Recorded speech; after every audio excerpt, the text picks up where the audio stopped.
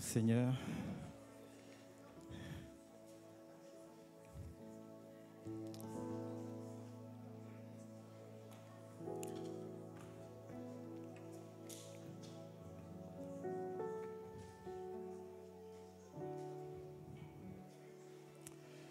Gloire à toi, Seigneur Jésus.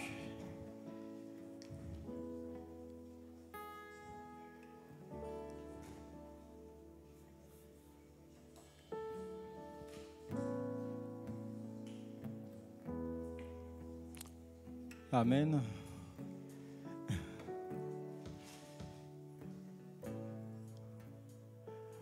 Bonjour à toutes et à tous.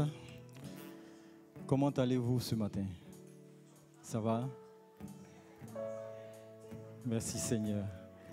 Est-ce que vous êtes dans la joie d'être dans la présence du Seigneur? Est-ce que vous êtes dans la joie d'être assis les uns aux côtés des autres, entre frères et sœurs, dans la foi? Est-ce que vous êtes dans la joie de servir notre Seigneur, de le louer, de l'adorer? Amen. Est-ce que vous croyez que Jésus-Christ est au milieu de nous ce matin? Amen. Jésus-Christ est présent. Il nous voit. Comme le dit dans les psaumes 139, le roi David disait, Seigneur, tu me connais, tu me sondes. Tu sais lorsque je suis sur moi ou lorsque je suis dehors. Tu le sais lorsque je suis assis ou que je suis debout. Le Seigneur nous voit chacun d'entre nous assis là ce matin. Il nous a vus lorsque nous sommes partis de chez nous, que nous sommes arrivés là. Le Seigneur nous a vus. Il nous a suivis du regard. Amen. Et ce matin encore, il va nous faire du bien. Ce matin encore, il va nous parler. Ce matin encore, il va délivrer. Ce matin encore, il va nous conseiller. Ce matin encore, il va nous conduire. Et ce matin aussi, il va nous rappeler à l'ordre. Ce matin aussi, il va nous corriger. Ce matin aussi, est-ce que vous le croyez? Oui, comme un père. Oui. Il nous corrige aussi quand ça ne va pas. Il nous redresse et il nous fait du bien. Tout ça, c'est dans l'amour du Seigneur. Et c'est pour ça, Seigneur, nous voulons te bénir ce matin. Seigneur, nous voulons te louer. Seigneur, tu es un Dieu merveilleux. Tu es un Dieu plein de grâce, plein de bonté, plein de patience. Comme le dit ta parole, Seigneur, tu es lent à la colère et riche en bonté. Seigneur, oui, cette parole nous fait du bien, non pas pour, Seigneur, te tenter, non pas pour, Seigneur, user de ta patience, Seigneur, mais pour te dire combien tu es bon, Seigneur. Merci pour ce matin, merci Saint-Esprit. Et ce matin, nous voulons bénir ton nom. Nous voulons célébrer ton nom. Nous voulons déposer à tes pieds, Seigneur, tous nos fardeaux, tout ce qui nous retient, tout ce qui est difficile pour nous, parce que nous savons, Seigneur, que tu es au-dessus de tout. Et que par-dessus tout, Seigneur, rien n'échappe à ta connaissance. Nous avons confiance en toi, nous avons foi en toi, et nous déposons tout entre tes mains, Seigneur, ce matin. Viens prendre toute la place.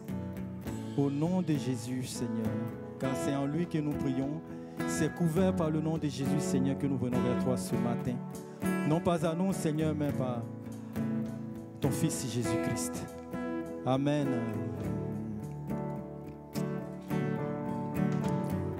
Alors, sentons-nous libres de chanter, de nous tenir debout, de taper des mains, de danser. Sentons-nous libres. Nous sommes dans la présence du Seigneur. Dans l'amour et dans le respect aussi du Seigneur des uns et des autres.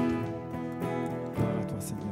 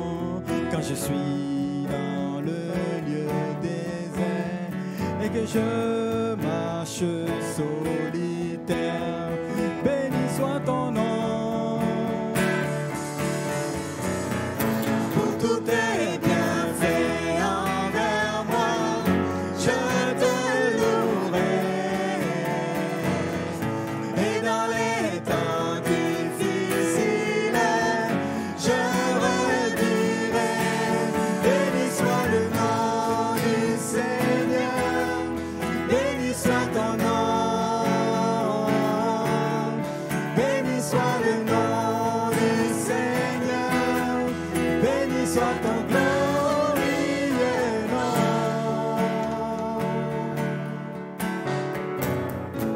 Béni soit ton nom, sur moi brille le soleil, où le monde tourne à merveille. Béni soit ton nom. Béni soit ton nom, quand l'épreuve vient me former, quand je dois tout sacrifier. Béni soit ton nom. Pour tous tes bienfaits envers moi, je te louerai. Et dans les temps difficiles, je redirai. Béni soit le nom du Seigneur, béni soit ton nom. Béni soit le nom du Seigneur, béni soit ton glorieux nom. Béni soit le nom du Seigneur, béni soit ton nom. Béni soit le nom du Seigneur, béni soit ton glorieux nom.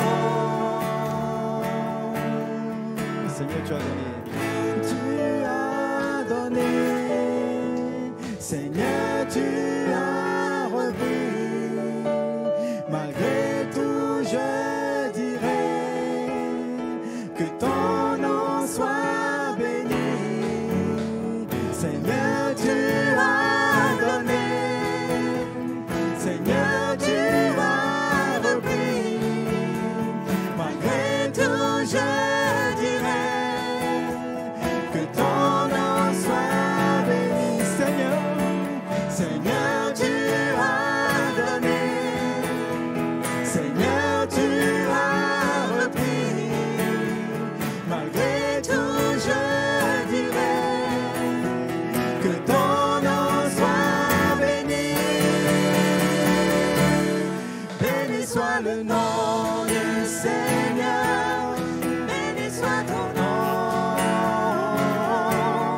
Béni soit le nom du Seigneur, béni soit ton glorieux nom. Béni soit le nom du Seigneur, béni soit ton nom. Béni soit le nom du Seigneur, béni soit ton glorieux nom.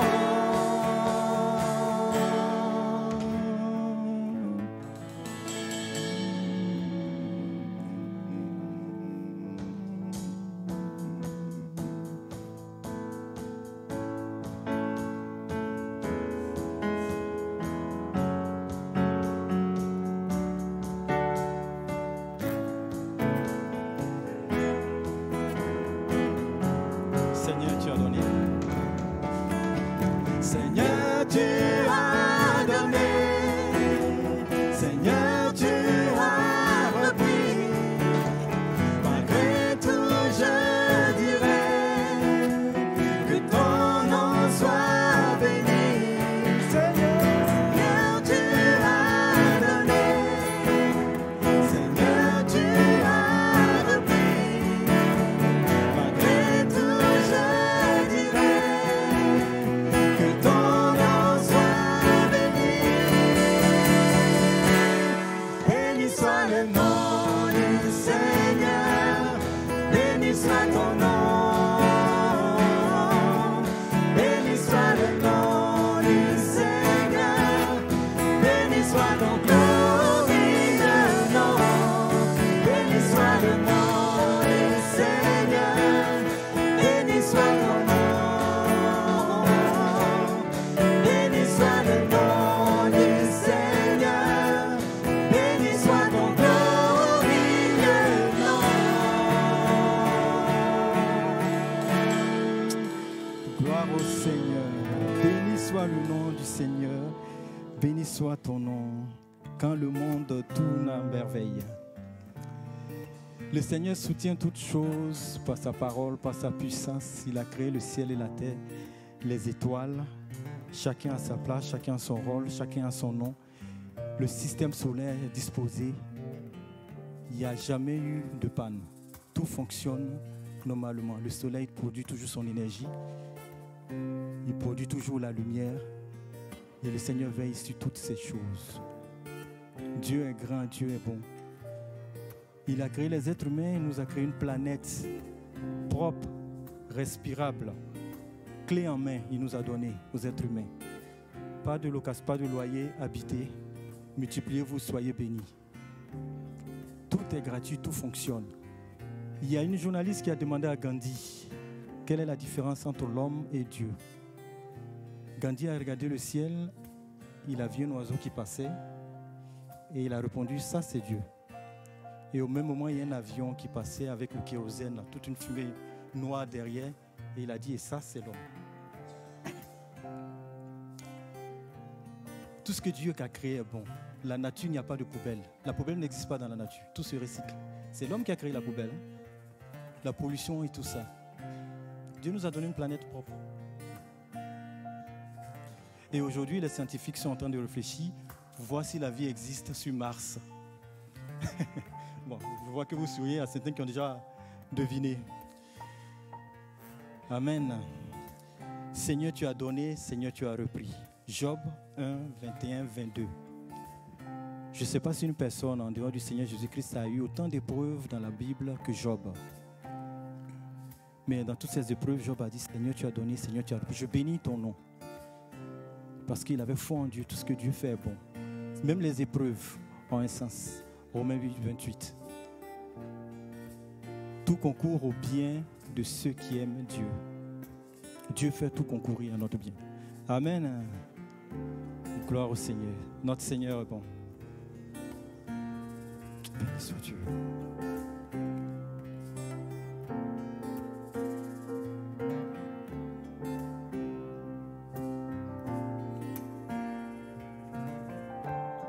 Gloire à toi, Seigneur.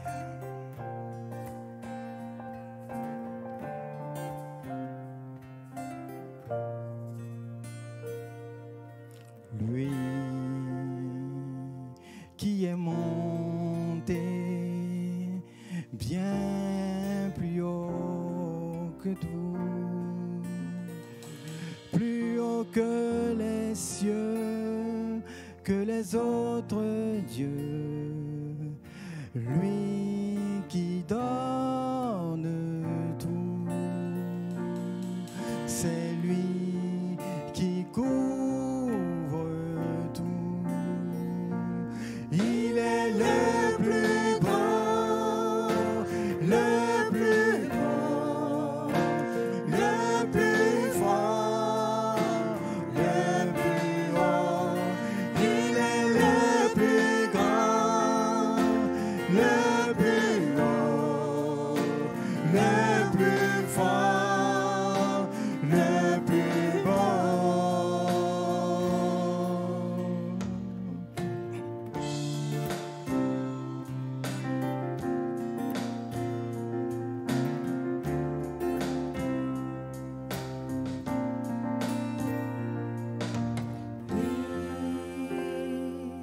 Qui nous unit par son esprit.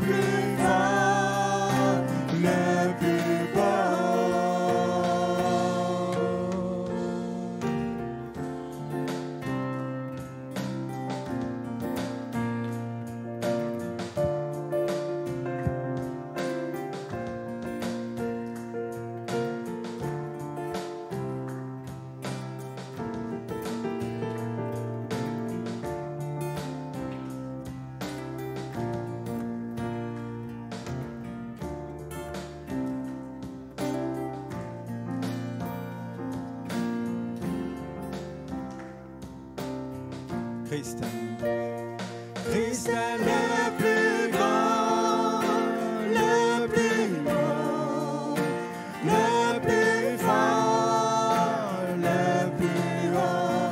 Christ est le plus grand, le plus haut, le plus fort.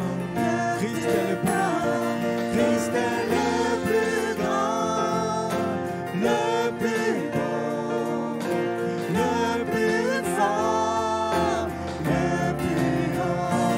Christ est le plus grand, le plus beau, le plus fort, le plus beau.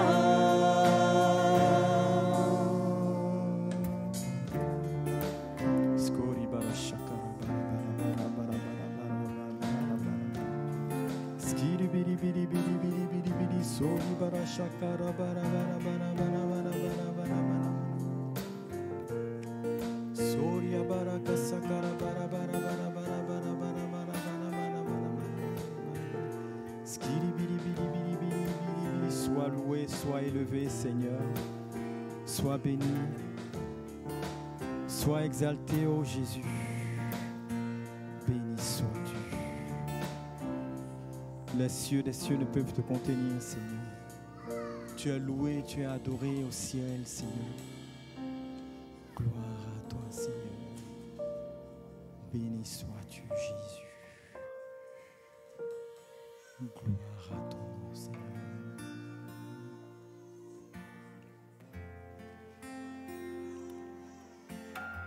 Oui, tu es assis à la droite de Dieu le Père, tu es assis sur le trône. Et tous les anges, tous les êtres célestes te louent, t'adorent. Parce que toi seul en es digne. Tu es l'Éternel, le Dieu Tout-Puissant. Je vois les cieux ouverts. Je vois les cieux ouverts. Et le pan de sa robe remplit ce temple.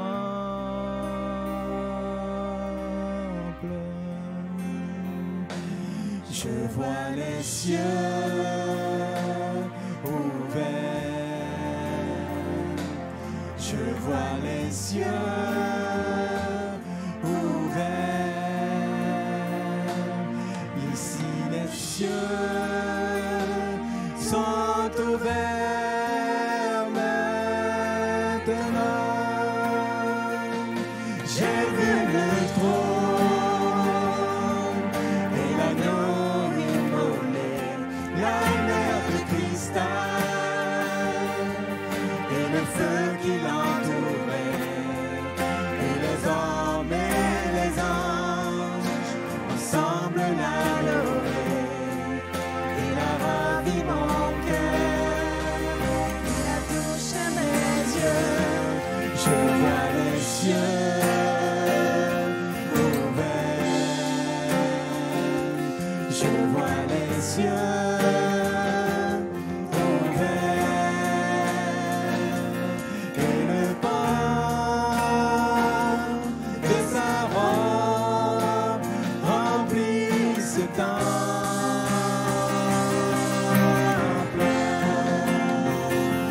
Je vois les cieux ouverts. Je vois les cieux ouverts. Ici les cieux sont ouverts maintenant. J'ai vu le trône et l'agneau immolé, la mer de cristal et le feu J'ai qui vu le trône. l'entourait. J'ai vu le trône et l'agneau immolé, la mer de cristal et le feu qui l'entourait. Et les hommes et les anges Et les hommes et les anges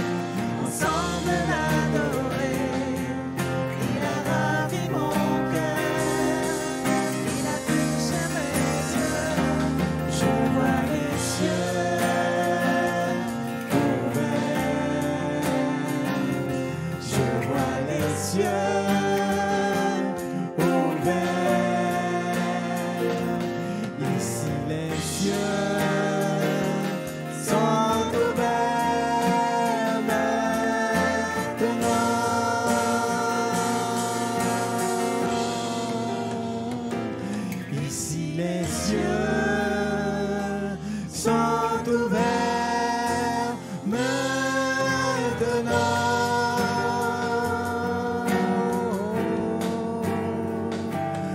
Ici les cieux sont ouverts maintenant.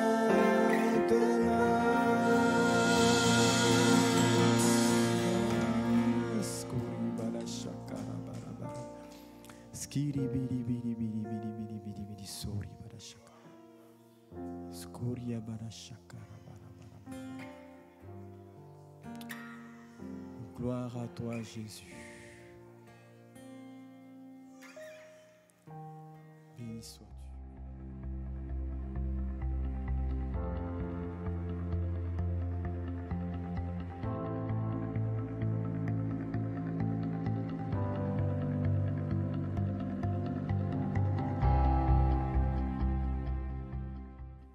Bienvenue à tous. J'aimerais parler sur la guérison des blessures du cœur. Dans Psaume 57, verset 1. Au chef des chantres, ne détruis pas, hymne de David, lorsqu'il se réfugia dans la caverne poursuivi par Saül. Aie pitié de moi, ô Dieu, aie pitié de moi, car en toi mon âme cherche un refuge. Je cherche un refuge à l'ombre de tes ailes, jusqu'à ce que les calamités soient passées. Je crie au Dieu très haut, au Dieu qui agit en ma faveur. Il m'enverra du ciel le salut, tandis que mon persécuteur se répand en outrage. Dieu enverra sa bonté et sa fidélité. Mon âme est parmi les lions. Je suis couché au milieu de gens qui vomissent la flamme, au milieu d'hommes qui ont pour dents la lance et les flèches, et dont la langue est un glaive tranchant. Élève-toi sur les cieux, ô Dieu, que ta gloire soit sur toute la terre. Ils avaient tendu un filet sous mes pas, mon âme se courbait. Ils avaient creusé une fosse devant moi, ils y sont tombés. Mon cœur est affermi, ô Dieu, mon cœur est affermi. Je chanterai, je ferai retentir mes instruments. Réveille-toi, mon âme, réveillez-vous, mon luth et ma harpe. Je réveillerai l'aurore, je le louerai parmi les peuples. Seigneur, je te chanterai parmi les nations, car ta bonté atteint jusqu'aux cieux et ta fidélité jusqu'aux nues. Élève-toi sur les cieux, ô Dieu, que ta gloire soit sur toute la terre. Amen. Nous avons tous reçu des blessures dans notre cœur depuis notre plus tendre enfance. Peut-être qu'on a été rejeté quand on était enfant, mis de côté, ou on a été malmené, bousculé. C'est peut-être même à l'âge adulte où on a connu des rejets. Peut-être c'est votre conjoint qui vous a rejeté. Peut-être c'est votre patron qui vous a évincé ou qui vous a mal jugé et vous avez été renvoyé. Il y a toutes sortes de souffrances qui s'emmagasinent dans notre cœur. Et quand on regarde une vie, il y a des chemins de souffrance. Alors que faire quand on connaît le rejet, quand on connaît l'abandon, quand on a le cœur blessé, brisé? Nous savons que sur le plan humain, il n'existe pas de médicaments qui vont soulager un cœur blessé. Il faut autre chose. Il y a parfois des aides, peut y avoir des amis, il peut y avoir la famille, il peut y avoir aussi certaines thérapies, comme la psychothérapie, mais on sait que quand les blessures sont profondes, nous n'avons pas les recours suffisants et il nous faut nous tourner vers Dieu qui lui seul peut restaurer les cœurs brisés. Il en a le pouvoir, il en a la puissance. Et ce que j'aimerais vous dire de la part du Seigneur, c'est que quel que soit l'état de votre cœur, Dieu a le pouvoir de le restaurer ce matin. Il n'est pas impossible pour lui de le faire. J'aimerais voir quelques aspects de la restauration du cœur dans la vie de David, dont nous avons lu ici un psaume au verset 1. Le premier point, c'est d'abord qu'il va trouver un refuge dans la caverne d'Adullam. Le verset 1 nous dit « Lorsqu'il se réfugia dans la caverne, poursuivi par Saül ». Il faut se rappeler que Saül, c'était non seulement le roi d'Israël, mais c'était aussi son beau-père.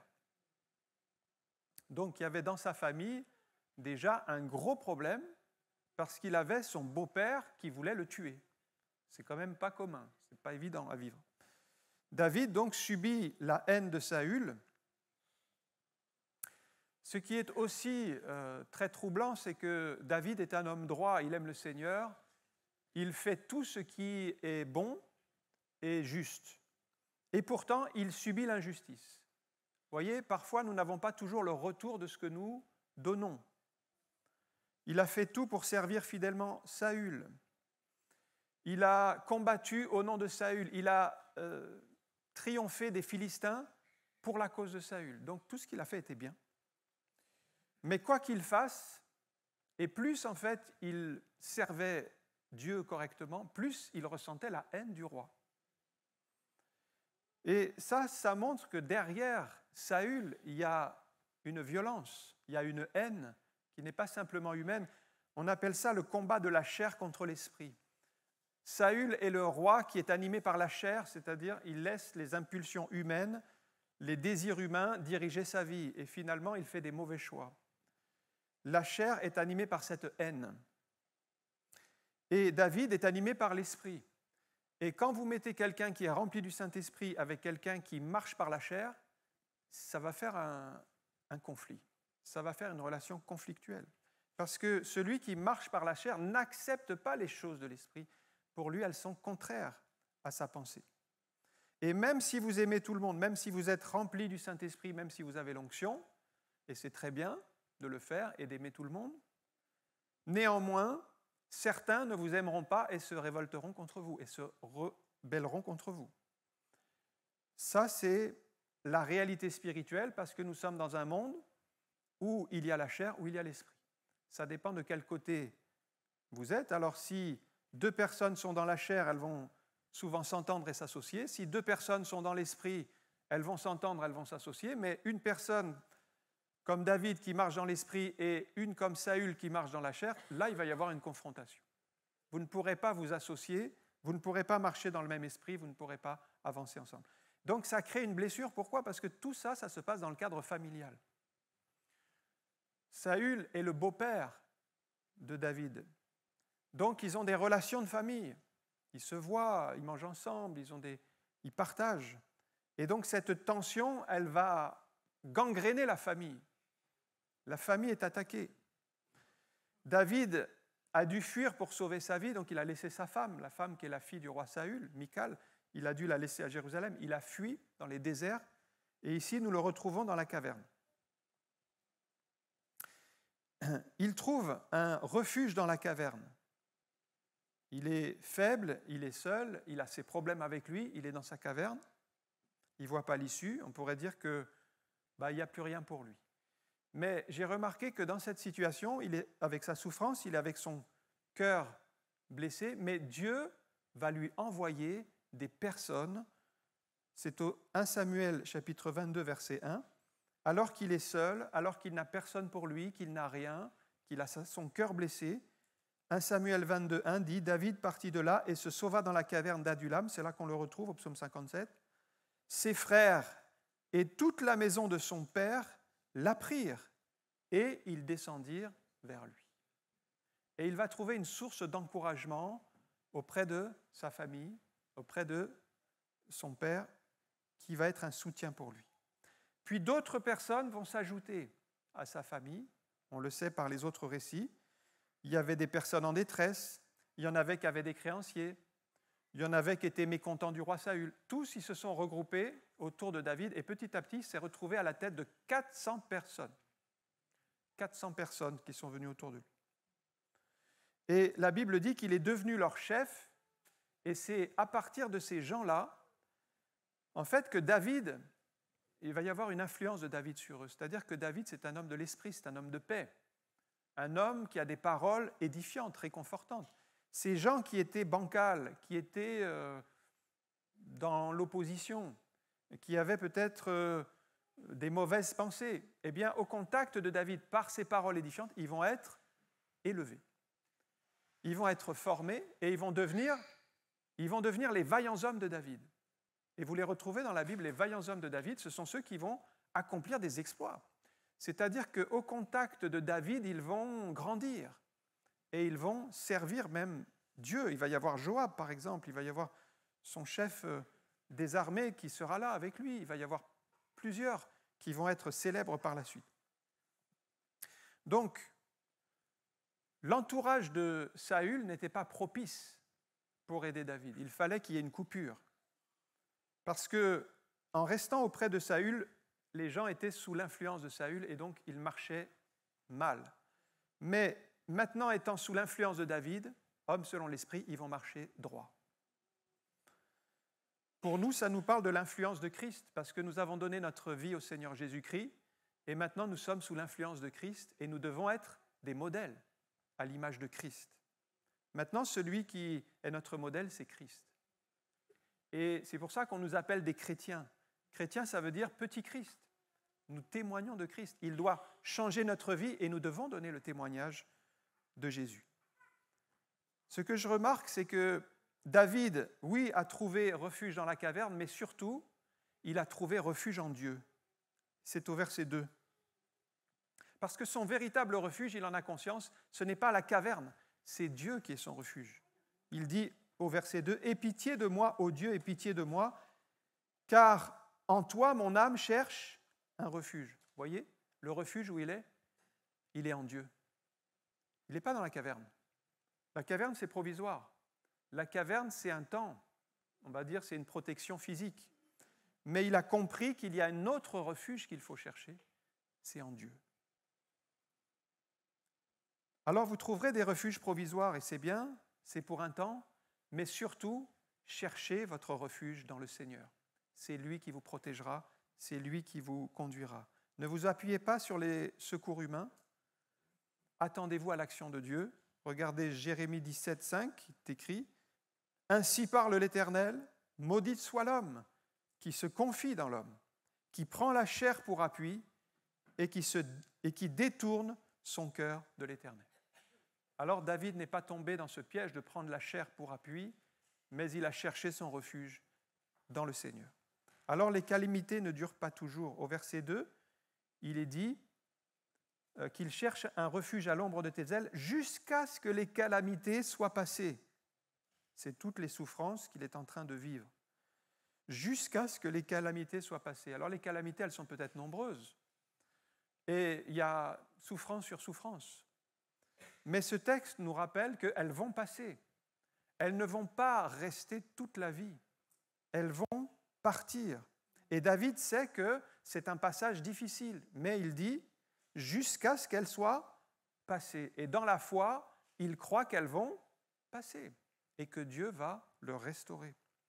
Psaume 84, verset 6, « Voilà le genre de vallée par lequel nous pouvons passer aussi.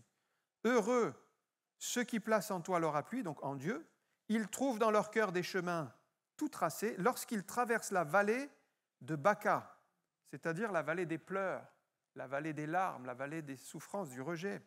Ils la transforment en un lieu plein de sources et la pluie la couvre aussi de bénédictions. » Et ici, c'est le mot « traverser ». Donc, passer, les calamités vont passer, mais les vallées, nous allons les traverser. Et il y a des vallées à traverser, plus ou moins longues. Ça peut durer plusieurs mois, ça peut durer plusieurs années, mais c'est à traverser. Elles ne durent pas toujours, on en ressort toujours plus fort. Alors, vous connaissez peut-être ces calamités, une accumulation, ces vallées de Baca, mais vous pouvez trouver en Dieu le réconfort, le refuge, la paix du cœur. Plus vous regardez les calamités, plus vous regardez vers la vallée de Baca, plus vous allez vous décourager. Mais David entraînait son regard pour regarder vers le Seigneur. Alors, vous ne devez pas simplement regarder les calamités, mais vous devez leur parler. David dit aux calamités, « Calamité, vous passerez. Calamité, vous passerez, vous ne resterez pas. » Jésus nous a enseigné de parler aux arbres et aux montagnes. Il nous a dit de dire aux montagnes, « Ôte-toi de là et jette-toi dans la mer. » Alors, c'est une image, bien sûr, mais quel est le sens ? Eh bien, il y a des difficultés qui nous semblent insurmontables, comme ces montagnes. Eh bien, nous devons leur parler. Nous devons leur adresser un ordre. Alors, pourquoi parler aux montagnes et aux arbres ? Parce que Si ce n'est pas vous qui leur parlez, c'est eux qui vous parlent et qui vous découragent. Mais si c'est vous qui leur parlez, c'est eux qui se soumettent et qui partent. Le deuxième point, c'est au verset 3. C'est maintenant une prière qui déclenche la bénédiction. Je crie au Dieu très haut, au Dieu qui agit en ma faveur. Verset 4. Il m'enverra du ciel le salut, tandis que mon persécuteur se répand en outrage. David est donc dans sa caverne et il sait que sa prière va être entendue par Dieu. Alors, avec ses yeux, s'il voit les calamités, les persécutions, l'opposition, l'injustice, le mépris, lorsqu'il ferme les yeux et qu'il commence à prier, il voit la gloire de Dieu, il voit la main de Dieu. C'est cette vision-là qu'il nous faut. Même si nous sommes dans la caverne aujourd'hui, même si nous sommes seuls, abandonnés, méprisés, nous avons toujours la possibilité de fermer nos yeux et de prier le Seigneur. Regardez Jésus. Quand il était venu pour Lazare, Lazare était déjà mort. Il est donc devant le tombeau était fermé. Mais qu'a fait Jésus? Il n'avait pas les yeux fixés sur le tombeau et sur la mort. La Bible dit qu'il a levé ses yeux, c'est dans Jean 11, 41. Ils ôtèrent donc la pierre, Jésus leva les yeux en haut. Lazare était bien mort dans le tombeau, mais Jésus lève les yeux en haut. Et il dit, je te rends grâce de ce que tu m'as exaucé. Voilà la démarche de l'enfant de Dieu. Nous levons nos yeux vers le ciel. Nous nous attendons à l'action du Seigneur. La prière nous met en connexion avec Dieu. Et quand vous priez, vous ne le savez pas, enfin, peut-être vous ne le voyez pas, vous pouvez le savoir dans votre cœur, mais votre prière, elle est en train de monter vers le trône de Dieu. C'est écrit dans Acte 10, au verset 4, avec Corneille qui, lui, était un craignant Dieu, il faisait des prières à Dieu, il n'était pas encore complètement engagé avec le Seigneur. Alors, il est dit, les regards fixés sur lui et saisi de froid, il répondit, « Qu'est-ce, Seigneur ?» Et l'ange lui dit, « Tes prières et tes aumônes sont montées devant Dieu. » Et il s'en est souvenu. Donc, Corneille priait depuis des mois, depuis des années, il priait. Il ne s'en rendait pas vraiment compte, mais ses prières étaient en train de monter devant le trône de Dieu. Et à un moment donné, Dieu intervient dans sa grâce. C'est ce que fait David. Il fait monter ses prières vers le trône de Dieu. Pour David, Dieu est le Très-Haut. Ça veut dire qu'il croit que la puissance de Dieu est sans limite, qu'il est au-dessus de ses calamités, au-dessus de ses problèmes. Déjà, quand on prie Dieu, il nous faut avoir une bonne vision de Dieu, qu'il est tout-puissant et qu'il peut tout changer. Dieu n'est pas surpris par nos problèmes. Dieu a en fait déjà les solutions à nos difficultés, à nos calamités. Lorsque Abraham est appelé par Dieu à offrir Isaac en sacrifice, il allait le faire, lui, croyant que Dieu allait même le ressusciter, c'est parce qu'il était prêt à l'égorger. Mais Dieu avait déjà pourvu au bélier qui allait être substitué à Isaac. En fait, le bélier était là, mais Abraham ne le voyait pas. Il ne le savait pas encore. La solution était déjà prête parce que Dieu avait déjà préparé la solution, le sacrifice. Ce n'était pas Isaac, c'était le bélier. 1 Corinthiens 10, 13, c'est Paul qui nous dit « Aucune tentation ne vous est survenue qui n'ait été humaine. Et Dieu qui est fidèle ne permettra pas que vous soyez tentés au-delà de vos forces. Mais avec la tentation, il préparera aussi le moyen d'en sortir, afin que vous puissiez la supporter. » C'est une promesse que même si nous sommes dans la caverne, même si nous sommes abandonnés de tous, avec la tentation, avec l'épreuve, il y a un moyen qui est là pour en sortir que Dieu a préparé. David est donc dans cette situation très difficile, mais il crie à Dieu, c'est-à-dire il va prier, et il croit que Dieu va agir en sa faveur. Il manifeste la foi. Si avec ses yeux, il voit bien la réalité, parce que nous ne sommes pas aveugles, nous voyons bien les difficultés, et c'est assez démoralisant, mais avec sa foi, il entretient son cœur, il garde son cœur dans la paix, parce qu'il tourne son cœur vers Dieu. On peut être à la fois dans la caverne et garder un cœur tourné vers Dieu. Ce n'est pas incompatible. Et c'est peut-être quelque chose que nous devons apprendre. C'est apprendre à voir les choses de Dieu. C'est un petit peu ce qu'a fait Moïse. Moïse, il avait éduqué son regard.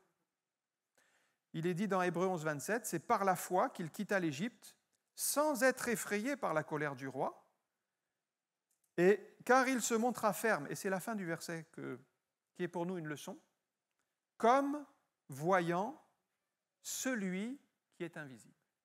C'est ça l'éducation que nous devons donner à nos yeux, c'est de voir celui qui est invisible. Regarder vers Dieu par la foi, c'est donc pas un regard naturel, c'est un regard spirituel et que Dieu nous aide pour le mettre en pratique.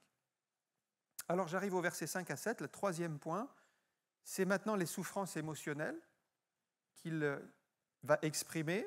Verset 5, « Mon âme est parmi les lions ». Alors évidemment, quand il parle des lions, il parle des gens qui lui veulent du mal, des souffrances, des rejets qu'il traverse, c'est une image. « Je suis couché au milieu des gens qui vomissent la flamme ». On voit tous les problèmes relationnels qu'il connaît, et dans sa famille et parmi les gens qui sont autour de lui, au milieu d'hommes qui ont pour dents la lance et des flèches, et ils ont pour langue un glaive tranchant. Et au verset 7, « Ils avaient tendu un filet sous mes pas, mon âme se courbait, ils avaient creusé une fosse devant moi, ils y sont tombés. » Il parle aussi des pièges qu'on lui tend, des gens qui sont contre lui. Il parle à Dieu, il fait état à Dieu de toute sa souffrance et des situations émotionnelles. C'est-à-dire que son cœur est brisé par toutes les souffrances qu'il connaît, et dans sa famille et dans ses relations. Son père, quand on regarde un peu son histoire, son père ne croyait pas en lui au début, puisque Samuel était clair, il avait demandé à Isaïe, le père de David, de convoquer tous ses fils, et Isaïe a obéi en partie. Vous voyez, c'est toujours un problème quand on obéit en partie. On obéit en partie à la volonté de Dieu, on fait peut-être 90%, mais en fait, il manquait les 10%. Il manquait David. Donc le père a obéi en partie. Il aurait pu faire échouer la mission, puisque David n'étant pas là, Samuel ne savait plus.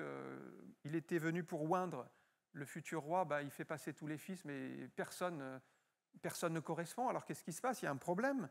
Ça veut dire que Isaïe, en n'obéissant pas complètement, il aurait pu faire échouer, il aurait pu faire capoter le plan de Dieu ici. Mais l'Esprit a parlé et Samuel a compris qu'il manquait quelqu'un. David a été convoqué et il a été oint. Mais finalement, David a été oint contre l'avis de son père, qui lui-même ne voulait pas qu'il soit présent. Alors peu importe l'attitude du père, de la mère, des responsables, le plan de Dieu s'accomplira. Peut-être votre père ne vous a pas aimé, peut-être votre père vous a battu, peut-être il était alcoolique, peut-être il vous a mal éduqué. Ce n'est pas pour cela que votre vie va être un échec. Parce que Dieu restaure les cœurs brisés et il donne une espérance et il donne un avenir. Alors peut-être vous avez une souffrance, vous avez une blessure parce que le témoignage qu'on a donné dans votre famille n'est pas bien. Mais venez au Seigneur qui est capable de restaurer les cœurs brisés. En tout cas, ce que je vois avec David, c'est que malgré le rejet, on l'a mis de côté, mais Dieu a permis qu'il soit quand même au bon endroit et on doit faire confiance à Dieu et non pas aux hommes.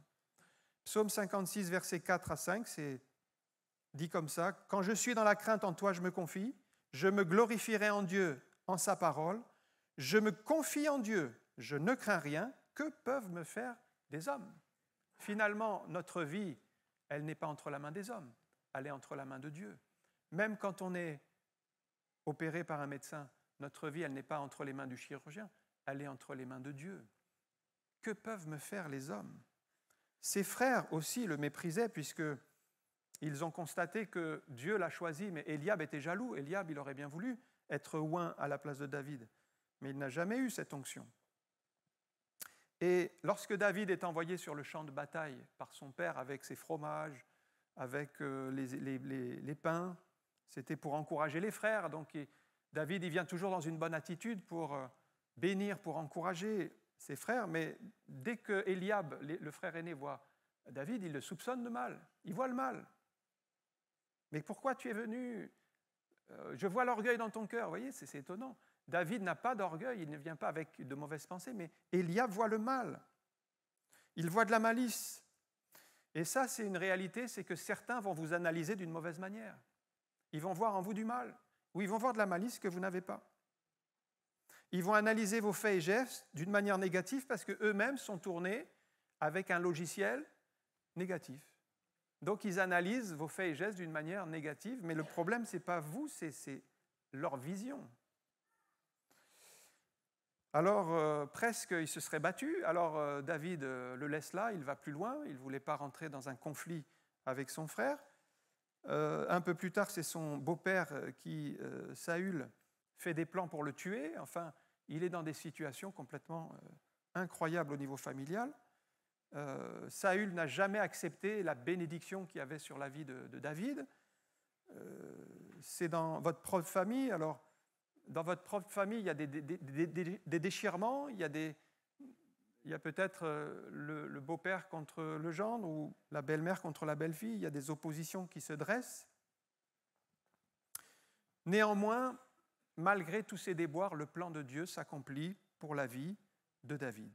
Mais c'est vrai qu'il y a une grande bénédiction sur la vie de David, il a une onction royale, Dieu est avec lui, il a vraiment le Saint-Esprit avec lui, et avec cette bénédiction arrivent toutes sortes d'oppositions et de difficultés. Il faut admettre que quand on reçoit de grandes bénédictions de la part du Seigneur, viennent aussi de grandes oppositions et de grandes difficultés. Ça fait aussi partie des épreuves. Beaucoup de chrétiens aimeraient bien avoir juste la partie de la bénédiction, mais sans avoir le rejet et les difficultés qui vont être générées par cela. Mais les deux sont ensemble. Et puis un peu plus tard, c'est son fils qui va faire un plan derrière le dos de David pour le destituer. Et effectivement, il va réussir en plus. C'est Absalom qui va, lorsque les gens allaient voir le roi, alors il avait 50 personnes qui couraient devant son char, il avait fait tout pour paraître tout plus glorieux. Et puis quand quelqu'un venait voir le roi, il l'arrêtait, il disait « Mais ta cause ne sera pas entendue, viens avec moi, moi je prendrai ta cause en main. » Et il attirait les gens à lui, contre le roi, son père. Et donc, il était en train de calomnier le roi, il était en train de dire du mal de David, et finalement, David a dû fuir le palais royal. Mais voyez, ce que Absalom a vécu, c'est ce que dit David ici. « Ils avaient creusé une fosse devant moi, mais ils y sont tombés. » Et en faisant ce plan, Absalom est tombé lui-même dans le piège qu'il avait tendu à David. Et je termine avec la restauration, c'est au verset 8. Après avoir exprimé toutes ces souffrances, on n'en a parlé que de quelques-unes, mais il dit à Dieu, « Mon cœur est affermi, ô Dieu, mon cœur est affermi. » Au milieu de ces blessures émotionnelles qu'il a partagées à Dieu, qu'il a étalées devant Dieu dans la prière, son cœur a été affermi, son cœur a été restauré, son cœur a été fortifié. Parce que David était au plus bas. Il aurait même pu devenir amer. Vous voyez, si nous ne soignons pas notre cœur, si nous ne demandons pas à Dieu de guérir nos blessures, on peut devenir amer et avoir un cœur rebelle, un cœur dur. Il aurait pu même tout abandonner, fuir. Mais non, son cœur a été affermi par Dieu. Pour David, c'est un nouveau départ. C'est une nouvelle vie. Les blessures émotionnelles ne sont pas un problème pour Dieu. Regardez le psaume 147, verset 3. « Venez à Dieu avec un cœur brisé. » Il est dit, « Il guérit ceux qui ont le cœur brisé, ça c'est Dieu, et il pense leurs blessures. » Dieu va vous montrer votre vraie valeur. Dieu va vous réhabiliter dans votre service. Dieu va vous donner un nouveau départ malgré vos échecs. Les échecs, on en a tous dans la vie. Mais il y a deux manières de voir les échecs. Soit ces échecs vous dévalorisent et vous dites « tu es incapable, tu n'y arriveras jamais », ou soit vous prenez ces échecs d'aujourd'hui comme des tremplins pour demain. Et vous vous dites « je vais tirer des leçons de ces échecs pour aller de l'avant ». Eh bien, c'est cette manière de faire que nous devons adopter. C'était la manière aussi de faire de David. Dieu seul peut restaurer les cœurs brisés. La situation de David n'a pas changé, il est toujours dans sa caverne, il est toujours dans ses problèmes, mais néanmoins, la prière, de la foi, la guérison de son cœur, eh bien, ça l'a encouragé pour aller de l'avant et continuer. L'accusateur peut-être vous dira, c'est pas la peine, tu t'en sortiras jamais, tous t'ont abandonné, mais venez au Seigneur, recevez sa guérison, et puis le psaume se termine par une action de grâce, c'est-à-dire que David reconnaît l'intervention de Dieu et il élève le nom de Dieu. En conclusion, on voit que David s'est réfugié dans une caverne provisoirement, mais surtout, le vrai refuge, il l'a trouvé en Dieu et c'est là que nos cœurs vont chercher le refuge ce matin. Votre cœur est peut-être brisé parce que vous avez été abandonné, parce que vous avez été rejeté, méprisé, vous avez été dévalorisé ou alors on vous a dit des paroles blessantes. Comme David, venez chercher votre refuge dans le Seigneur, à l'ombre de ses ailes. Faites monter votre prière vers Dieu, du fond de la caverne. Et là, vous pouvez recevoir la guérison de Dieu, la guérison des cœurs blessés, des cœurs brisés, et ensuite exprimer votre reconnaissance. On va prier quelques instants. Oui, Seigneur, ta parole est certaine, c'est que tu as un plan de restauration, un plan de guérison pour tous ceux qui ont le cœur blessé, brisé par les épreuves de cette vie, par les souffrances, par les paroles dures, par les paroles blessantes, par peut-être même des membres de la famille qui se sont redressés contre vous. Mais Seigneur, nous voulons croire que tu as, toi, une huile de guérison.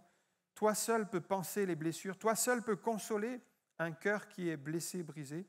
Et toi seul peux relever celui qui est abattu. Merci pour ce que tu as fait dans la vie de David, comment il a pu trouver son refuge en toi, comment il a trouvé dans la prière le chemin pour épancher son cœur et recevoir cette paix intérieure, cette guérison que toi seul peux procurer. Et nous te prions, Seigneur, que chacun de nous, nous puissions suivre le même chemin, d'être de ceux qui cherchent en toi un refuge, qui cherchent en toi la solution et de recevoir la grâce d'en haut pour panser nos blessures. Oui, Seigneur, c'est dans le nom de Jésus que nous prions et nous te rendons toute la gloire. Amen. Que le Seigneur vous bénisse.